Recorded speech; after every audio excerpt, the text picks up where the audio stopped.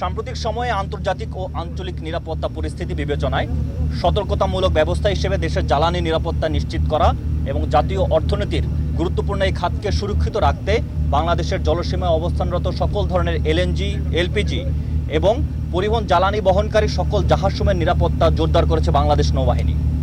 এ প্রেক্ষিতে নৌবাহিনীর যুদ্ধজাহাজ ও দ্রুতগামী বোট মোতায়েনের পাশাপাশি মেরিটাইম প্যাট্রোল এয়ারক্রাফট ও হেলিকপ্টারের মাধ্যমে নজরদারি কার্যক্রম চলমান রয়েছে। এছাড়াও চোরাচালান সহ যে কোনো ধরনের অবৈধ কর্মকাণ্ড প্রতিরোধে দ্রুত ব্যবস্থা গ্রহণের জন্য নৌবাহিনীর বিশেষ অপারেশন টিম প্রস্তুত রাখা হয়েছে। আমরা বন্দর কর্তৃপক্ষ, কোস্টগার্ড এবং অন্যান্য আইন শৃঙ্খলা বাহিনী সহ সংশ্লিষ্ট জানালি সংস্থাসমূহের সাথে সমন্বয় করে কাজ করে যাচ্ছি। এর ফলে জ্বালানিবাহী জাহাজসমূহের নিরাপদ চলাচল, নোঙ্গর করা সহ বন্দরে প্রবেশ ও বহির্গমন নিশ্চিত করা সম্ভব হচ্ছে।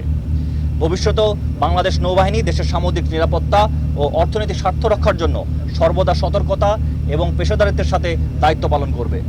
ধন্যবাদ।